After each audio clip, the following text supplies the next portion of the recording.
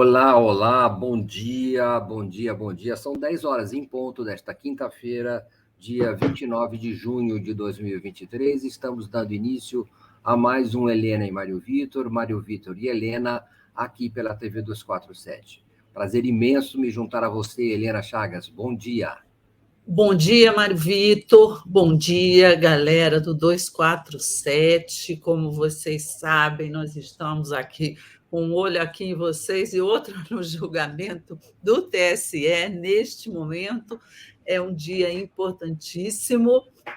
Esse assunto vai dominar a maior parte do nosso programa, não é, Mário Vitor?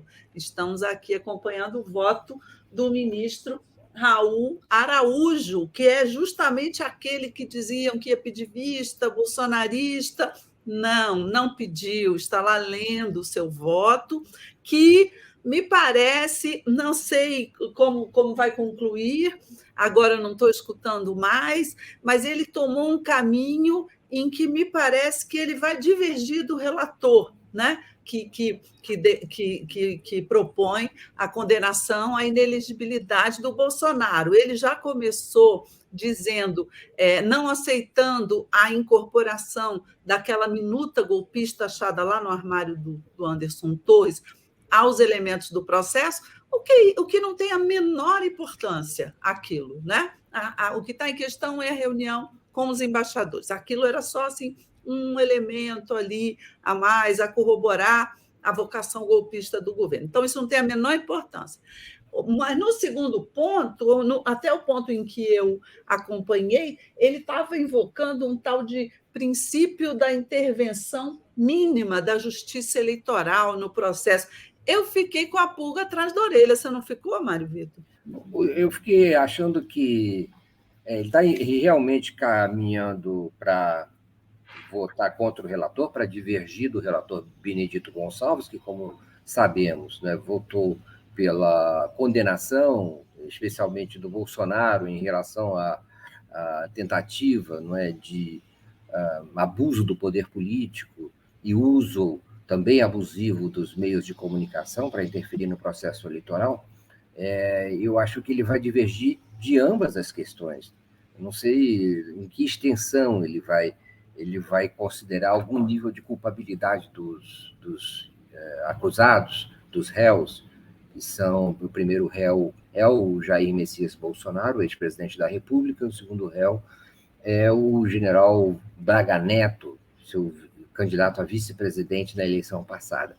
Então, eu tenho a impressão que ele vai divergir dos dois princípios. Eu acho que ele vai também, já descartou a incorporação como elemento significativo da minuta do golpe encontrada na casa do ex-ministro da Justiça, Anderson Torres, minuta chamada minuta do golpe, mas que era uma espécie de documento voltado para a instalação de um estado de defesa e uma garantia da lei e da ordem, não é, que suspendesse os efeitos da eleição.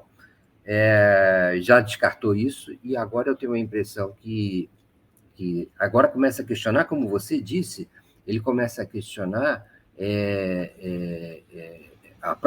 o âmbito da própria justiça eleitoral, né? Como você disse. Ele próprio quer, vamos dizer assim, minimizar o máximo possível essa interferência da justiça eleitoral sobre, vamos dizer assim, as chances eleitorais do Jair Bolsonaro. Eu não vi ainda, não sei a respeito da qual a consideração que ele vai fazer a respeito da relevância ou não da reunião com os embaixadores no sentido da descaracterização ou da falta da inserção de uma falta de credibilidade no processo eleitoral, coisa sobre que o ministro Benedito Gonçalves se deteve com largueza. Então, falta ainda conhecer mais outros detalhes a respeito desse voto que está se dando exatamente agora, ali no âmbito do Tribunal Superior Eleitoral. O fato é que, não é, Helena? Essas são as questões, né? Qual é o nível da interferência que a reunião de embaixadores possa ter tido sobre sobre o processo eleitoral passado e também não vi ainda umas considerações dele a respeito da relevância do uso dos meios de comunicação nessa intenção do ex-presidente da República de desacreditar o processo eleitoral.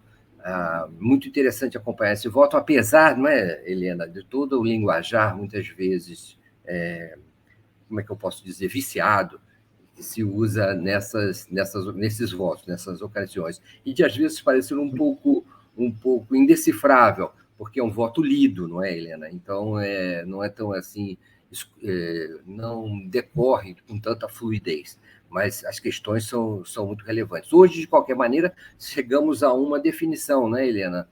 Depois do voto do Raul Araújo, votam os outros ministros, e isso deverá ser concluído, e terá que ser concluído, esse é o prazo, no dia de hoje.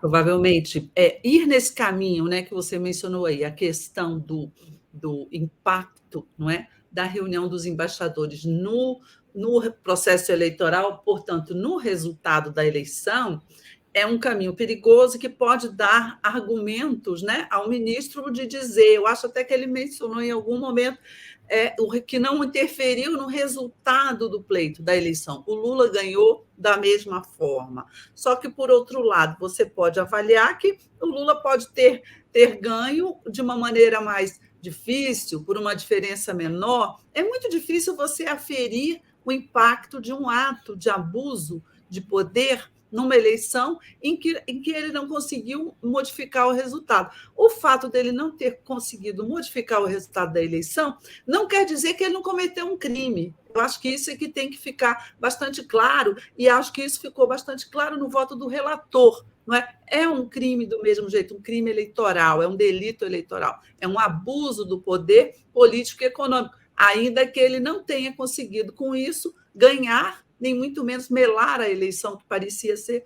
talvez o seu objetivo último ali.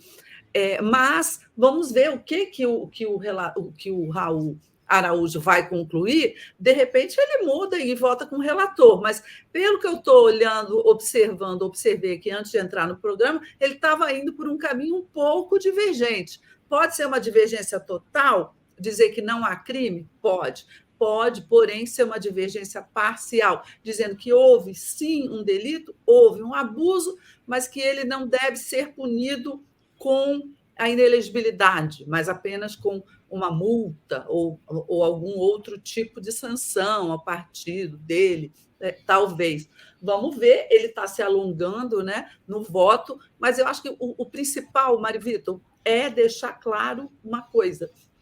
Seja qual for o voto desse ministro agora, Raul Araújo, que está votando, ele não modificará o resultado, porque a informação é que nós temos segurança quanto a, pelo menos, não é mais 4 votos pela inelegibilidade do Bolsonaro, que serão o dos dois ministros advogados, o da ministra Carmen Lúcia e o do presidente do tribunal, Alexandre de Moraes. Não é? Os próximos a votar serão os advogados.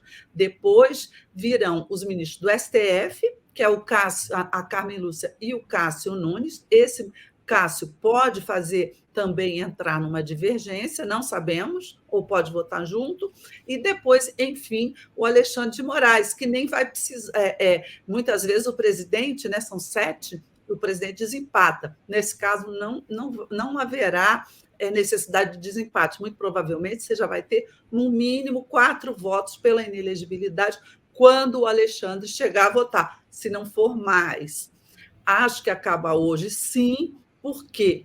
Porque nós estamos aqui na véspera do recesso do Judiciário, que já entra semana que vem, segunda-feira. O TSE não quer deixar isso para depois, para agosto, o que seria ruim, é uma decisão muito forte, não é? Você caçar um ex-presidente, né? Caçar os direitos de eleição de um ex-presidente, é um ato histórico, então ele deve ser feito assim, pá, de uma vez, né? É uma decisão que não deve ficar sendo protelada. Então, acho que acaba hoje, e inclusive porque parece que tem sessão do Supremo do plenário, também importante, às vésperas do recesso, a partir de 1h da tarde hoje. Então, eu acho que o Alexandre está querendo correr para terminar o julgamento antes desse horário. Mas o Raul Araújo está lá falando os prolegômenos dele, né? Vamos ver em que vai resultar isso. Agora, Mário Vitor, você já vê, antes mesmo da sentença ser enunciada, você já vê uma tentativa, não é, de dar uma anistia para o Bolsonaro, não é verdade? Essa seria, Helena, eu vou agradecer aqui o superchat já da Cirlei Fernandes. Muito obrigado, Cirlei, generoso superchat, muito obrigado. Bom dia ao doutor Euclides, está sempre conosco também, a Miriam Goldfeder, de novo aqui. Parece que o primeiro bolsonarista já discordou da inelegibilidade como queríamos demonstrar.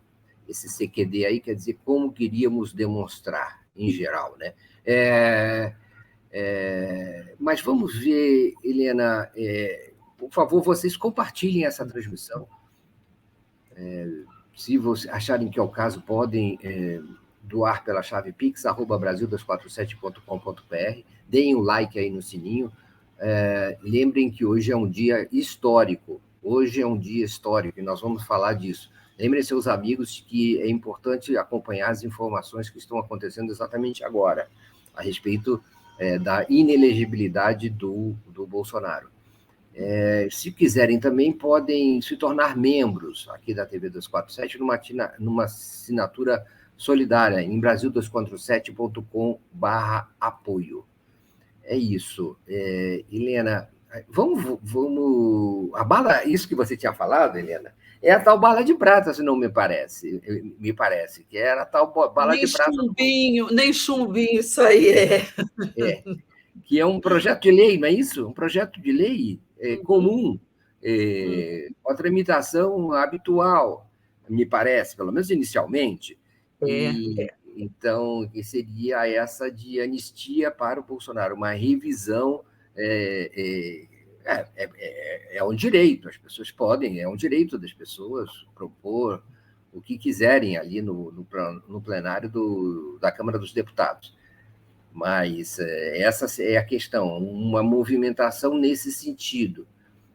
Pode ser que dê tração, vamos ver se dá tração junto às redes bolsonaristas também, porque o que eu sei é que há um desânimo geral, as pessoas, a última manifestação que houve na Paulista teve meia dúzia de gatos pingados, há um desânimo, uma descrença, e mesmo críticas ao Bolsonaro e traição de aliados do Bolsonaro à própria campanha, né, pela manutenção da elegibilidade do Bolsonaro. Muitos empresários, políticos, lideranças culpam o próprio Bolsonaro pela sua derrota, né, e pelo enfraquecimento do seu projeto político. Claro, Bolsonaro mantém uma base relevante de apoio, mas especialmente uma base mais radical, mas mesmo essa base mais radical está desanimada de conseguir dinamizar, energizar, né, mais gente em seu apoio.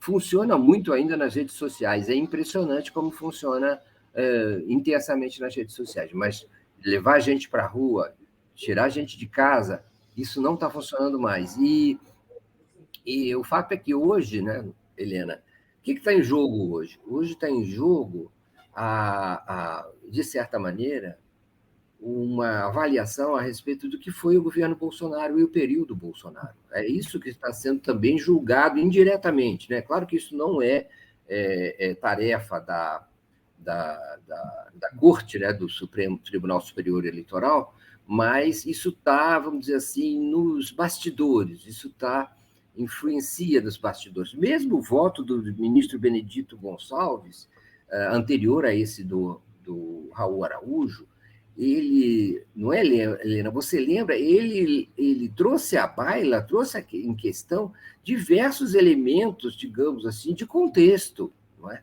de outras reuniões que houve, uma tradição de, não só essa reunião com embaixadores, mas também outras lives que aconteceram, em que o mesmo discurso de descrença das eleições e de falsidades sobre o funcionamento do sistema de urnas eletrônicas foi levantado pelo Bolsonaro, divulgado pelo Bolsonaro.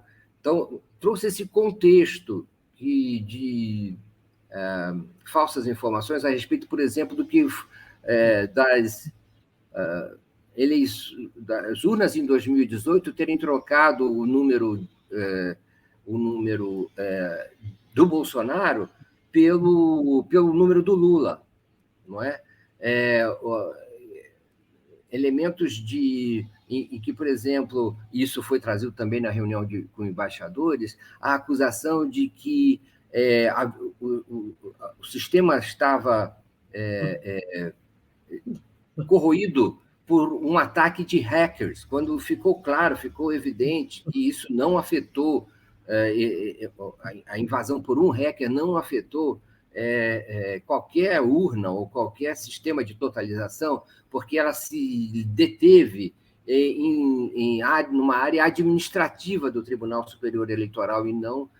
Enfim, Bolsonaro, consciente disso, mesmo assim, divulgou essas informações, não apenas na reunião de embaixadores, mas também no conjunto da sua atuação pública, pelas redes sociais, pela TV Brasil, que isso é muito importante, a utilização da TV Brasil na reunião com embaixadores também é um ponto importante dessa campanha que o Bolsonaro fez para desacreditar as eleições. O fato é que, politicamente, a repercussão é grave, nós já vamos entrar nisso, né, Helena? Na repercussão política do que pode acontecer hoje, tanto em relação a um balanço do Bolsonaro, do governo Bolsonaro,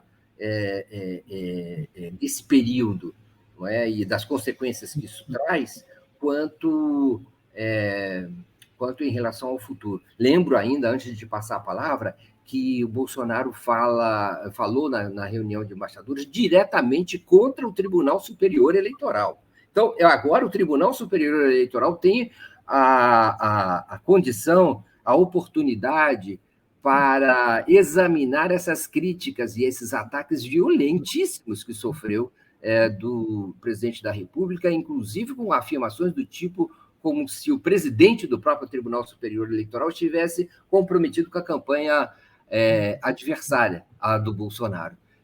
Então, tudo isso está em questão hoje, né, Helena?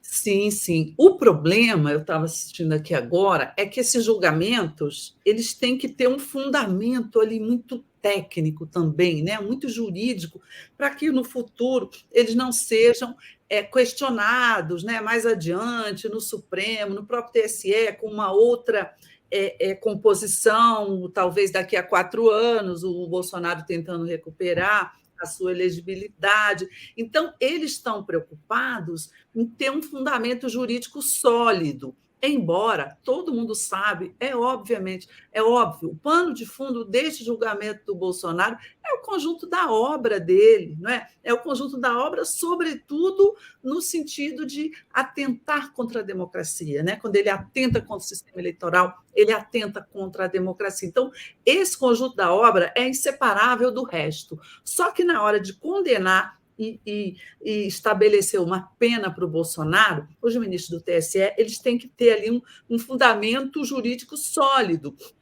O que o Raul Araújo fez agora, nesse início, quando ele diz que a minuta não poderia ser incorporada ao processo, foi talvez uma espécie de diversionismo jurídico ali, não é? Tanto que agora, enquanto o Mário Vitor falava, eu olhei a Carmen Lúcia, a ministra Carmen Lúcia, ela interrompeu o julgamento e ela pediu esclarecimentos ali sobre o voto do Araújo em relação ao trecho em que ele diz que o voto do Benedito afirma que a minuta golpista encontrada lá na casa do Anderson Torres tinha referência direta ao Jair Bolsonaro. Quer dizer, ela questiona isso porque o Raul falou isso, interpretou errado o voto do relator. Daí ela interrompeu, aí veio o relator, e o relator disse: não, eu não falei isso, eu não falei que a minuta golpista citava o Bolsonaro. Aí veio o Alexandre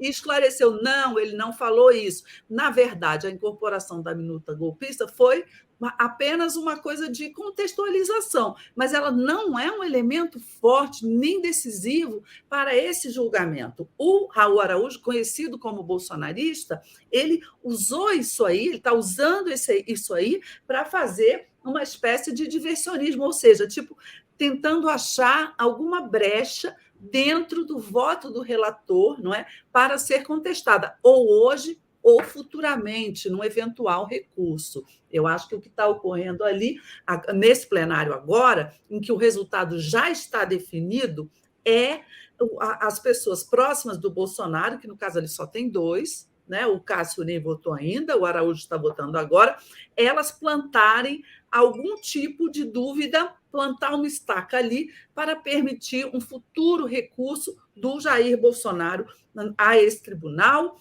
ou ao Supremo.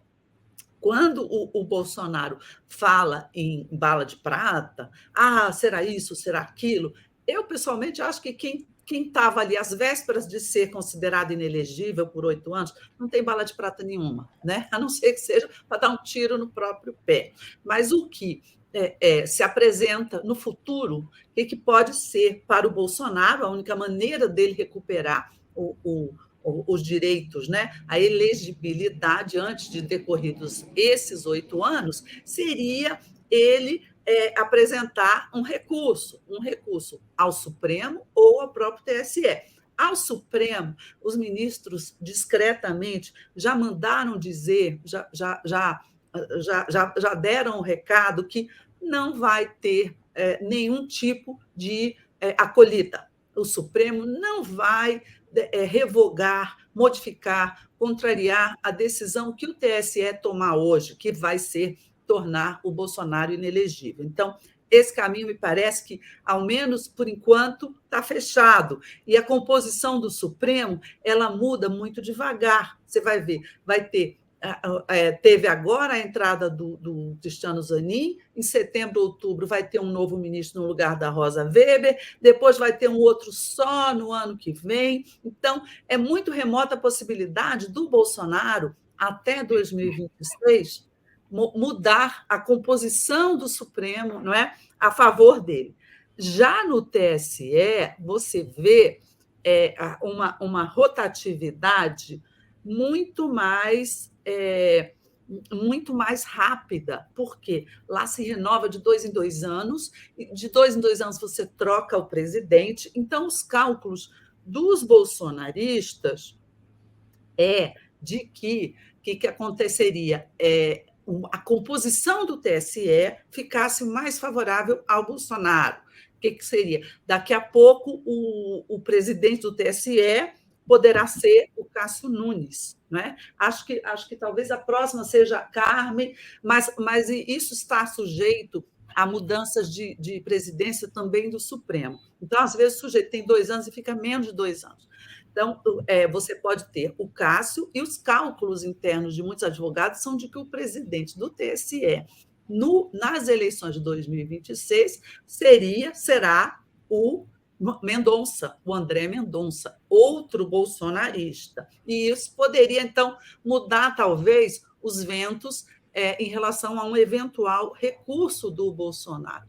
Sinceramente, não acredito muito, porque 2026 não está tão longe, né? Menos 3 anos e pouco, e pode mudar o presidente, mas não necessariamente mudará a opinião dos demais ministros, claro que não serão esses, possivelmente, mas que serão outros ministros do Supremo e do STJ. Para mim, essa seria a única janela, não é, possível de modificação da decisão favorável hoje ao Bolsonaro, muito remota. Tá?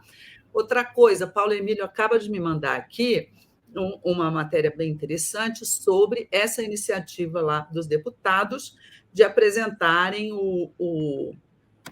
um projeto anistiando os crimes eleitorais de 2022. A raiz disso seria também o fato de vários parlamentares e políticos bolsonaristas temerem um efeito dominó, não é? O que é o efeito dominó? Tornou o Bolsonaro inelegível, então eles que também fizeram o tempo todo discursos contrários à democracia, às urnas eletrônicas, etc., também poderão ser atingidos, né? Abre-se um precedente e uma jurisprudência para outras pessoas. Então, que eles teriam medo disso, e aí por aí já estariam articulando esse projeto de anistia. Aí eu acho que cabe o seguinte: cabe à própria Justiça Eleitoral deixar claro isso. Cada caso é um caso, cada um é cada um, só vai caçar aqueles que realmente cometeram falhas graves, não é? Deixa claro que não vai haver uma perseguição em massa, uma retaliação em massa a todos os aliados do Bolsonaro, até porque não tem sentido isso, né, Mário Vitor?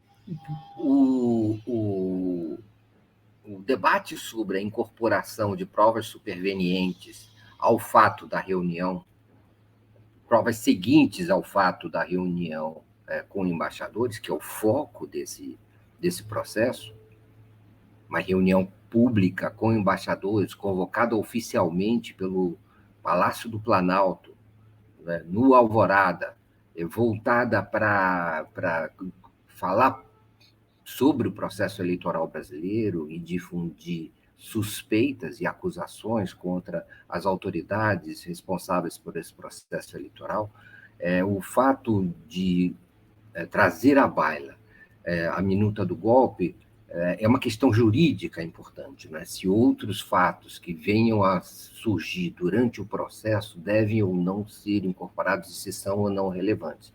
Isso é bem importante e por isso também, tanto o ministro Benedito Gonçalves como o ministro Raul Araújo se detêm sobre isso, um de um lado, o outro de outro, né? Evidentemente, a minuta do golpe é resultado, faz parte importante, a meu ver, de um contexto que gerou, digamos, uma escalada de disseminação de acusações preparatórias, né, acusações contra o processo eleitoral brasileiro, preparatórias para uma rejeição ao resultado que veio a dar nos atentados terroristas, nas tentativas de explosões, incêndios, invasões de órgãos públicos, policiais, e também, ao final, na própria invasão aos palácios no dia 8 de janeiro, em Brasília, por vândalos,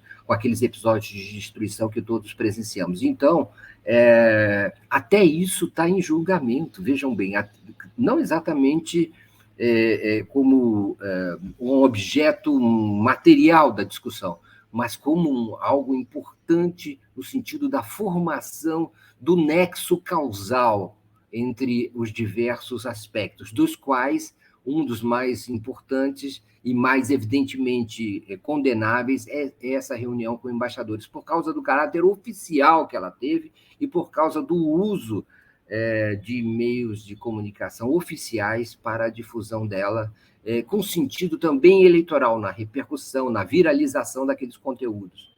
Né? Então, tudo isso é uma obra, um conjunto de uma obra que está sendo julgado junto com a questão pontual da reunião de embaixadores. É a preparação de um ambiente voltado para a não aceitação do resultado, da derrota nas urnas pelo bolsonarismo. No fundo, é essa questão que está em julgamento, é essa preparação política, esse processo vamos dizer, de sabotagem da democracia que está em jogo no dia de hoje. Por isso é muito importante pela eliminação do Bolsonaro das próximas 2 eleições presidenciais e outras eleições que ele desejasse participar, mas também é muito importante sob o ponto de vista desse veredito sobre essas ações antidemocráticas ao longo de todo o governo Bolsonaro, mas especialmente durante o ano passado e início deste.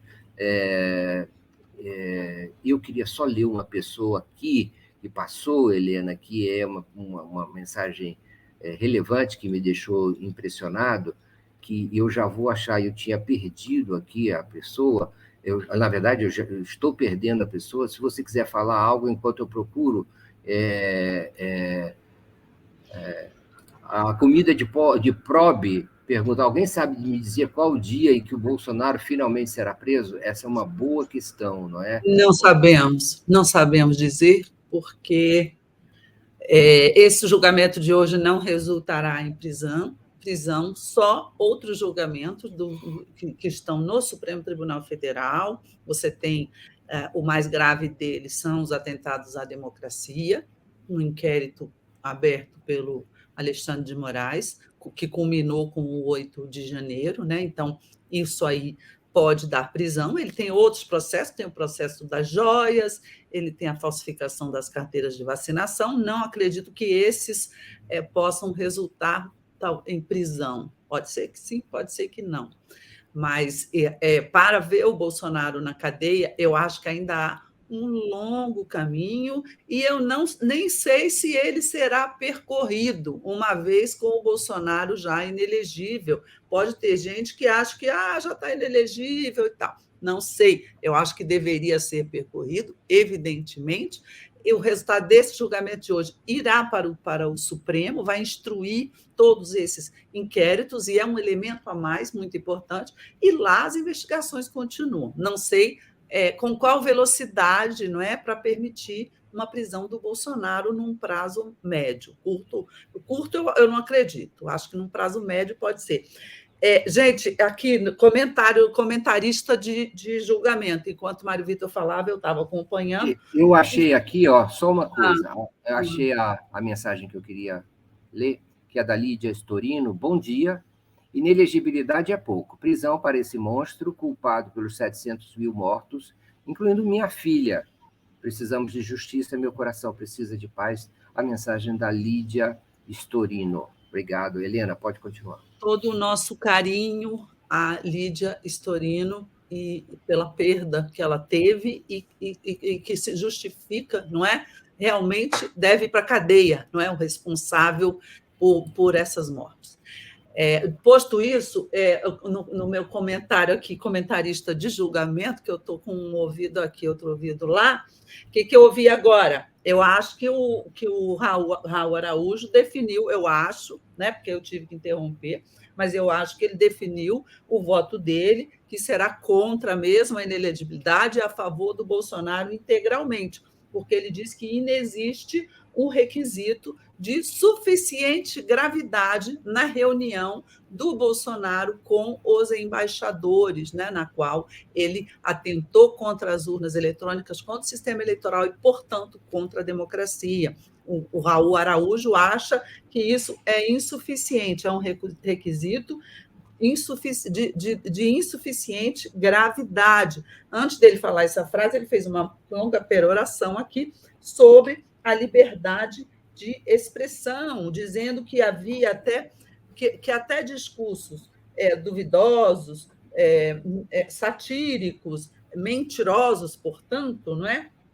Eles estão sob a garantia constitucional da liberdade de expressão. Estão, não há dúvida de que a liberdade de expressão ela é um valor importantíssimo da nossa Constituição. Agora, esse valor ele vai até onde? O quê? Até os valores que protegem os direitos do cidadão. Os direitos do cidadão eles são gravemente lesados no momento em que o discurso de alguém atenta contra a democracia, não é? No momento em que alguém, e esse alguém sendo o presidente da República, falando para representantes de países estrangeiros, não é?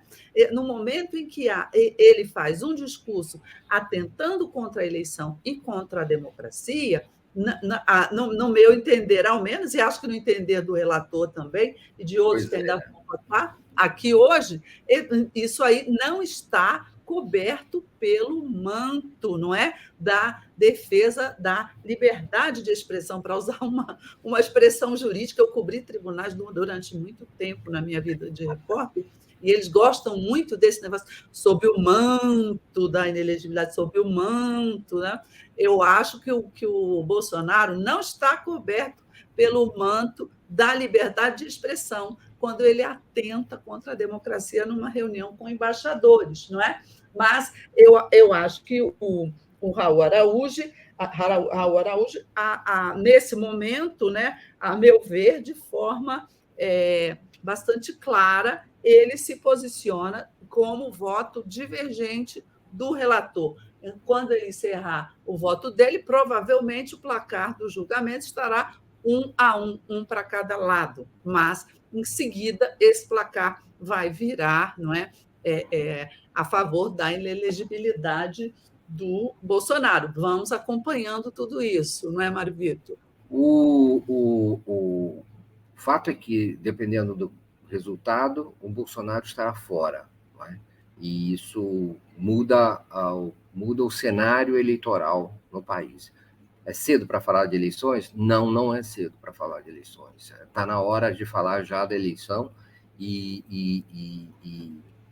mas não só da eleição que passou, mas da eleição futura. Né? A eleição que passou foi sob essa imensa tensão inserida no sistema por essas intervenções do Bolsonaro, que terminaram, eu insisto, e resultaram na tentativa de golpe de 8 de janeiro, com a invasão gravíssima do Supremo Tribunal Federal,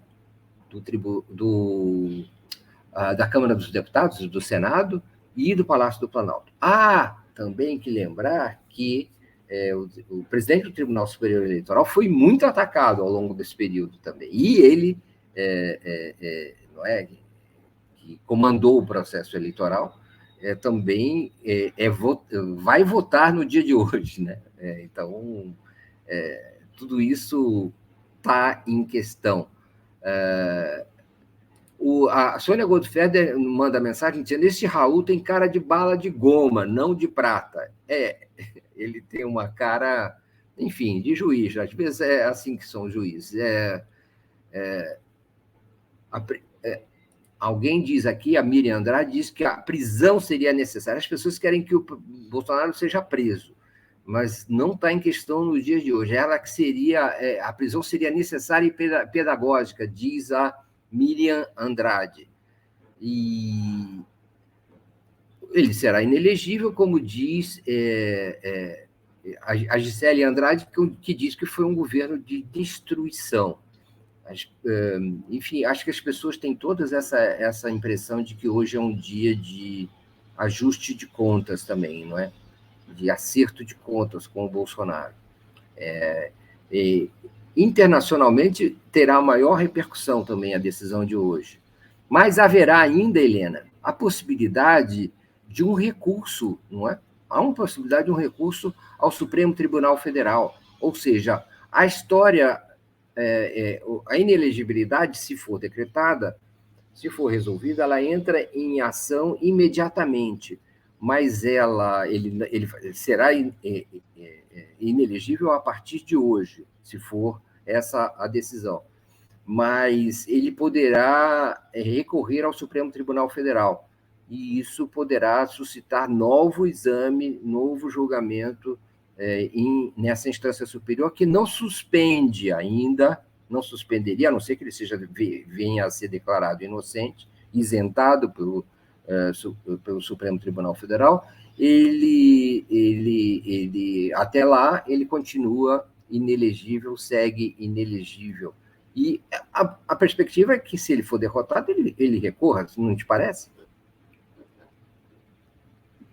Sim, Mário Vitor, repete, por favor, eu estava com o ouvido ali no julgamento. O que você me perguntou? Não, eu sugeri que a perspectiva é que ele recorra, né, para o Supremo Tribunal Federal, mesmo que não haja... Sim. Ele vai recorrer, certamente, mas ele já sabe que o recurso ao Supremo dificilmente será acolhido e aceito. O que eu acho é que, em matéria judicial, ele pode esperar, não é?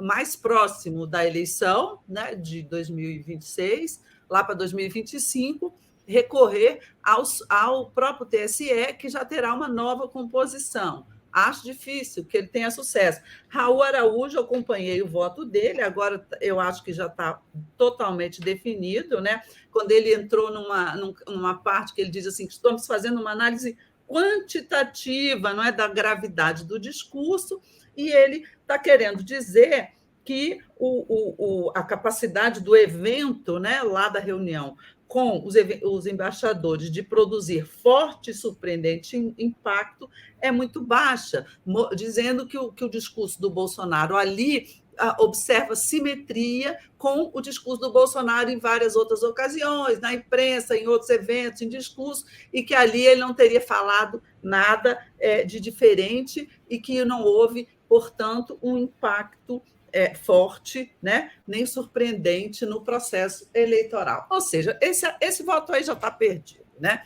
E aí, Mário Vitor, a gente vê, não é, ao lado desse projeto aí de anistia que o deputado Sanderson vai apresentar, não é? Ou já apresentou, eu não sei, lá na Câmara, você tem, enfim, o day after, né? Qual vai ser o dia seguinte?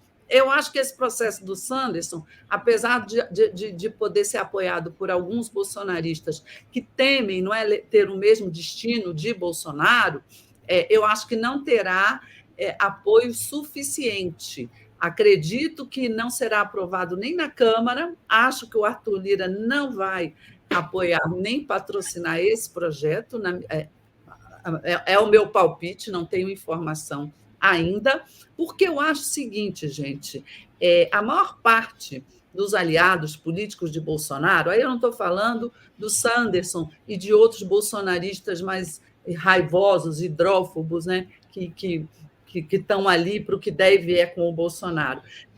Pelo que a gente observa das reações gerais no PP, até no PL, em parte do PL, em outros partidos que estiveram com o Bolsonaro, você observa uma reação fria a esse julgamento de hoje. Você não está vendo discursos, não é, de parlamentares importantes no plenário, por exemplo, o Ciro Nogueira, que foi ministro da Casa Civil. Você não está vendo essas pessoas irem à tribuna para falar mal do TSE, contra o discurso, para defender a anistia, para defender a inocência do Bolsonaro. Não. Essa turma está saindo de fininho. Eu não acho que essa turma vai patrocinar esse projeto de anistia.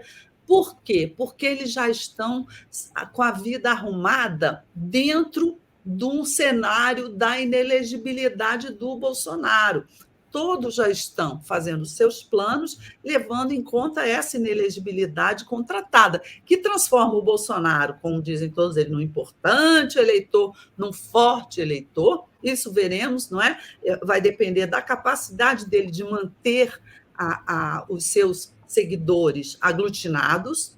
Ele tem uma fatia imensa, não é, do eleitorado, algo perto de 20%, mas vamos ver se esses 20% vão se manter íntegros, não é? Vão se manter coesos até lá. Por quê? Porque não é a oposição, não é o governo, mas é dentro da própria oposição que você terá, a partir de amanhã, uma guerra, uma forte guerra, não é, de conquista de territórios. Conquista de territórios o quê? Que eram do Bolsonaro, territórios eleitorais, eleitores. Então, você pode não ter ostensivamente governadores como Tarcísio ou como o Zema, mas é claro que eles estão, como o Ratinho também, é claro que eles estão trabalhando para conquistar, não é, partes importantes do espólio do Bolsonaro. Você tem também os caciques desses partidos que já estão se organizando num cenário sem o Bolsonaro, num cenário em que cada um pega o seu naco. Ou seja, vai haver aí uma canibalização do Bolsonaro, né? Dentro da própria direita. Acho que o problema do Bolsonaro, até escrevi isso, eu acho, não é o Lula, não é o outro lado, que, obviamente, se beneficia com com o sentido geral do que está acontecendo agora. Né? O Bolsonaro condenado, o Bolsonaro provavelmente condenado também em outras ações, não só no TSE, mas crimes no Supremo Tribunal Federal, penal, né? Direito penal. Isso, claro, beneficia os adversários, não é? No campo da esquerda, no campo da centro-esquerda, no governo. Porém, o maior perigo para o Bolsonaro, o seu maior problema nesse momento está em casa. É quem, na direita, vai, a partir de amanhã, começar uma corrida para ver quem pega um naco maior do Bolsonaro. Vamos ver o que vai sobrar do bolsonarismo daqui a 3 anos. Né, o que as pessoas têm falado aqui no chat, Helena, tem muito a ver com a pandemia, sabia? Tem muito a ver com perdas, com pessoas mortas por falta de assistência ou por má orientação, da qual o Bolsonaro fez parte. Ou seja, uma coisa é o julgamento técnico, né, restrito a certas questões, a caracterização material de delitos. Outra coisa é, vamos dizer, esse ambiente, e aí coisas que nem são citadas no julgamento são aquilo que as pessoas veem aqui do lado de fora.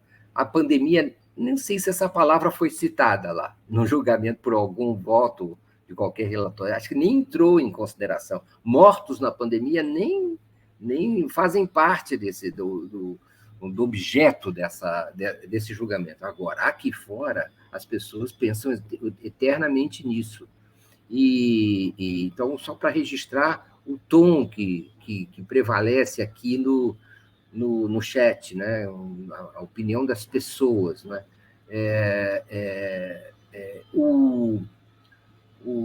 Mas o que você acha da gente mudar para um outro tema agora? O que você acha da gente passar? Está em curso, não é? Já começou? Não sei se já começou a reunião do Conselho Monetário Nacional hoje, não é?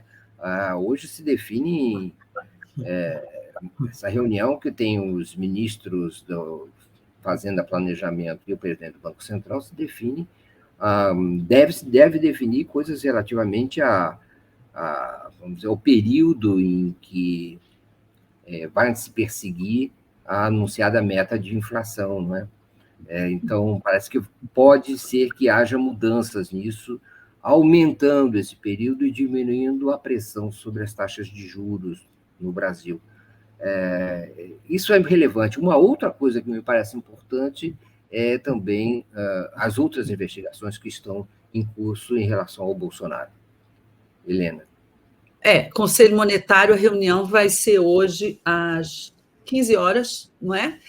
E quem é o Conselho Monetário Nacional? É o Fernando Haddad, a Simone Tebet e o Roberto Campos Neto. O que a gente sabe é que eles não vão aumentar a meta de inflação, como seria a primeira assim, né, suposição que se fez, etc. O próprio Lula já falou que se a meta de inflação fosse maior, essa questão dos juros não seria o Banco Central provavelmente não faria o que está fazendo, mas o que a gente sabe aqui nos bastidores, inclusive do pessoal que cerca o próprio Haddad, é que não vão mexer na meta.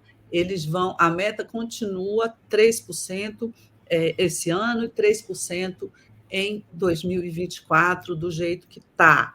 O que eles podem fazer é aumentar o prazo, fazer uma ampliação do prazo para o cumprimento dessa meta. O que acontece? O Haddad ontem até citou em entrevista, acho que foi a Miriam Leitão, que só o Brasil e a Turquia têm essa aferição para os bancos centrais de cumprir a meta de inflação anualizada, de janeiro a dezembro de um determinado ano. Todos os outros países do mundo trabalham com metas maiores ou com metas contínuas. E qual é o efeito de uma meta contínua? Embora o Haddad diga que é o efeito pequeno, se eles decidirem isso hoje,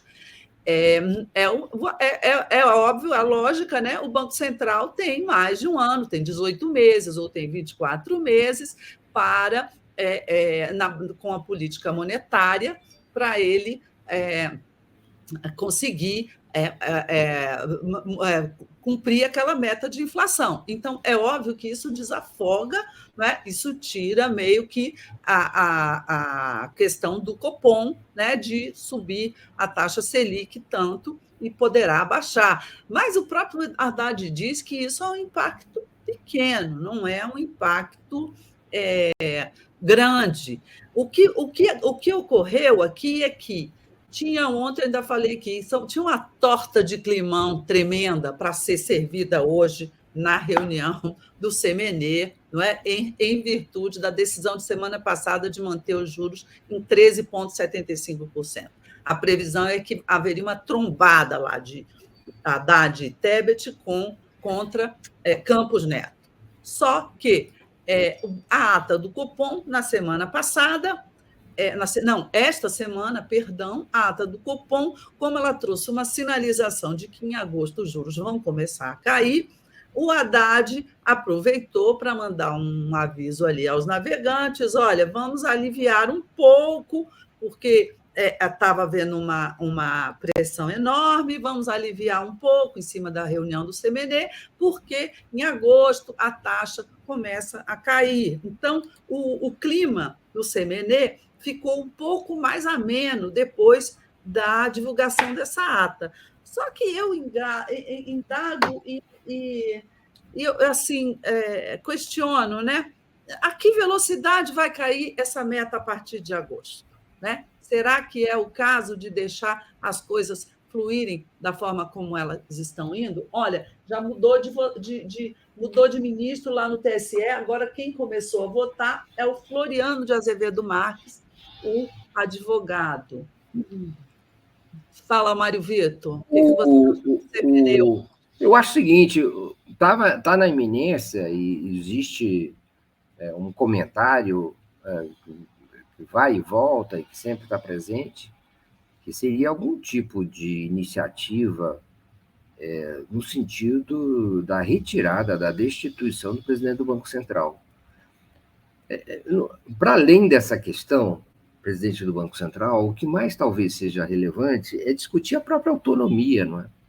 Não é exatamente o nome da pessoa que está lá, mas é essa, digamos assim, esquizofrenia que vive o país com um presidente do Banco Central que é inteiramente contrário à política econômica que persegue o Palácio do Planalto e o Ministério da Fazenda.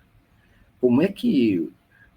A questão de fundo é como é que se governa um país nessa, digamos, dicotomia institucional, em que, pelos prazos, me parece, os mandatos dos presidentes do Banco Central são descasados e são, vamos dizer, muitas vezes podem ser antagônicos àquele presidente eleito, que então fica submetido. Já estamos com o primeiro ano do governo Lula perdido do ponto de vista de uma taxa de juros que seja estimuladora do crescimento. E o mesmo pode acontecer por mais tempo além disso, não é? As estimativas são de que, as mais otimistas, são de que a taxa de juros chegue, me corrija se eu estiver errado, Helena Chagas, a 12% ao final desse ano. Então, nós estamos com uma taxa de 13,75%, 12%, com uma inflação que está por volta dos 3,9%, 4%. É uma taxa de juros altíssima, real, altíssima, a maior do mundo. Os outros países, a maioria deles tem taxas de juros reais negativas. Então,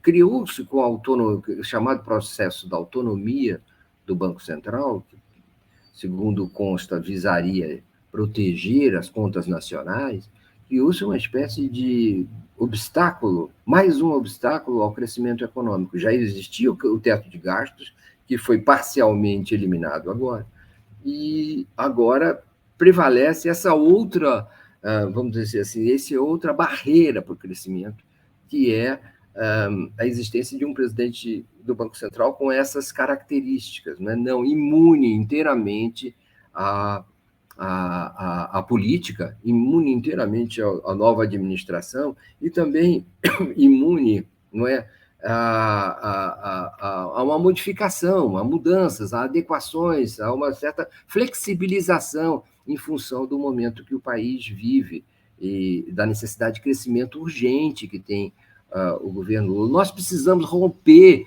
os bloqueios ao desenvolvimento brasileiro que levaram a essa estagnação que já dura, com exceção dos primeiros governos do Lula e do primeiro governo da Dilma, que já dura 4 décadas. Não é? E com essa a ameaça é que nós vivamos novos períodos de estagnação, especialmente prejudicial em relação à questão do desenvolvimento humano, do PIB per capita, PIB por cabeça, PIB por brasileiro, não é? Que não cresce, que está estagnado há tanto tempo e que precisaria crescer justamente no governo Lula. Nós podemos estar encomendando a inelegibilidade do Bolsonaro, certo? Mas também precisamos ver que essa vamos dizer assim, esse quadro econômico herdado, ele quase que também já começa a preocupar em termos de futuro eleitoral para o presidente Lula, para o PT e para frente que o elegeu.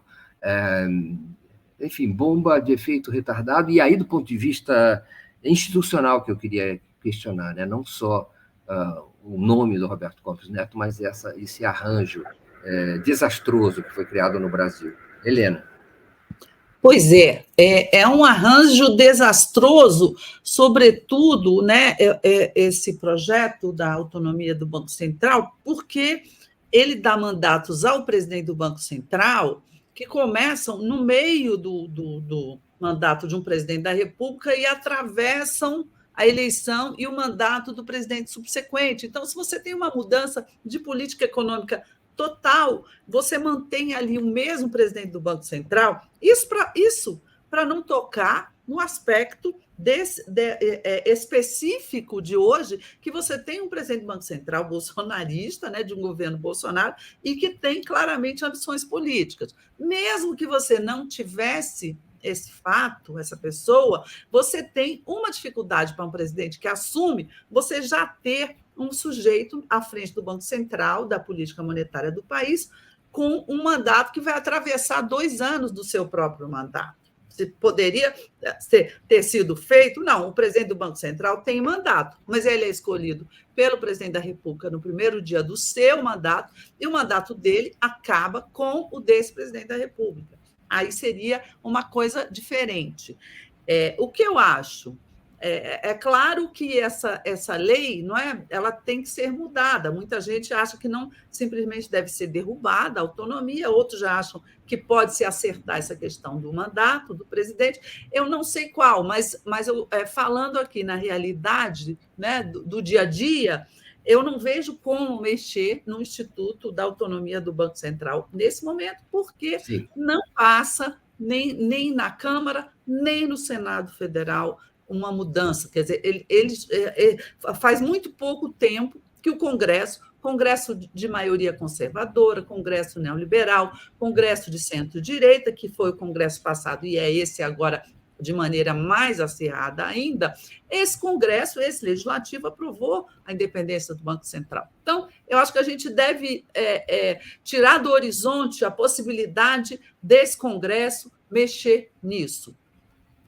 Ao lado disso, porém, não acho impossível que, diante da atuação, não é, do Roberto Campos Neto, da atuação que ele está tendo prejudicial, não é, à economia, diante do isolamento que o Roberto Campos Neto, né, da situação de isolamento na qual o Roberto Campos Neto está ficando, não é, com suas atitudes, não descartaria a possibilidade de mais adiante, depois de agosto, se não houver uma redução, o próprio Senado Federal acabar se articulando uma maioria que pudesse demiti-lo. Eu acho isso mais fácil, né? 41 votos no plenário do Senado para tirar o presidente do Banco Central do que derrubar a autonomia do Banco Central. Quer dizer, mais fácil nada. Hoje não tem voto para nenhuma das duas coisas. Sim. Amanhã, conforme o acirramento da situação, poderia haver votos para isso. mas vamos ver o que vai acontecer. Já chegamos ao final do programa, está votando aqui só mais um boletim do TSE, está votando o ministro Floriano de Azevedo Marques, ele ainda não proferiu nenhuma opinião, mas ele já começou discordando do Raul Araújo na questão da minuta, que não tem a menor importância, falar sobre esse assunto, etc. Vamos aguardar, né? Vamos sair daqui. Obrigada, né, por vocês terem ficado com a gente, não nos abandonaram nem na hora do julgamento, por isso que eu fiquei vendo aqui para contar para vocês, né, para vocês não ficarem por fora. E muito bem. Terça-feira, não é, Mário Vitor? Terça-feira. Muito bem, Helena Chagas, fez um excelente acompanhamento aí do julgamento. Eu queria agradecer a presença de todos, a audiência de todos, o super sticker da Sônia Goldfeder, e agradecer a todos vocês, em nome de quem eu destaco a mensagem da Érica Werneck, nossa colega, amiga Érica Werneck, que nos honra com a sua audiência também. Ela fala, esse moço do BC tem mais que perder o mandato. Ele não tem noção do que seja o Brasil. Nunca deve ter saído da bolha em que vive para olhar para o seu entorno. Nós, no programa passado, nós continuamos ao vivo aqui nas nossas conversas depois que o programa terminou, não foi, Helena? Porque a gente não a gente não sabia desligar, né, Mário Vitor? A gente não tinha aqui a área para desligar o botão hoje que encerra a transmissão. Hoje está aqui. Hoje tá, seu botão, o meu não está, eu não tenho. Se ficar o meu veio. O meu está aqui, eu vou tentar. Senão não, o meu aqui também tem. Olha, encerrar a transmissão. Olha que lindinho. Hoje não tem erro. Vocês acompanharam e depois até estavam ansiosos, sofrendo com a gente, para saber como é que nós não falamos mal. Ainda bem que nós não falamos mal de ninguém. É engraçado. A gente só fala. Chegar ao final das coisas sempre faz parte, né? E também anunciar que a gente está de novo terça-feira que vem com vocês, às 10 da manhã, também faz parte, é uma alegria para nós. Muito obrigado pela audiência, fiquem agora com o Giro das 11, a gente volta terça-feira que vem. Tchau, tchau, muito obrigado, e agora podem ter certeza, vai tudo funcionar direitinho. Tchau, tchau. Beijo, beijo.